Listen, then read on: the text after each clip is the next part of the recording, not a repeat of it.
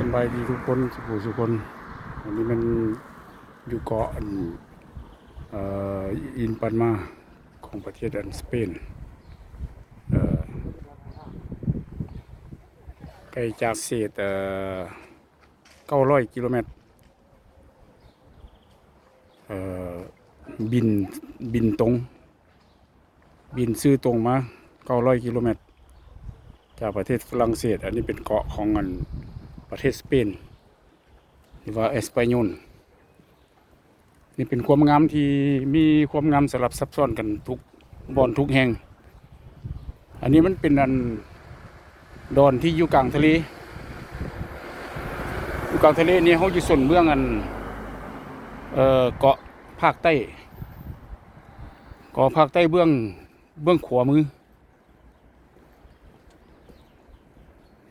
ที่เป็นความงามแห่งหนึ่งที่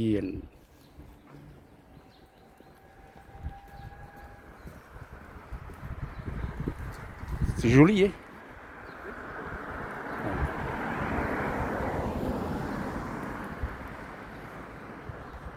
l'eau il est bien verte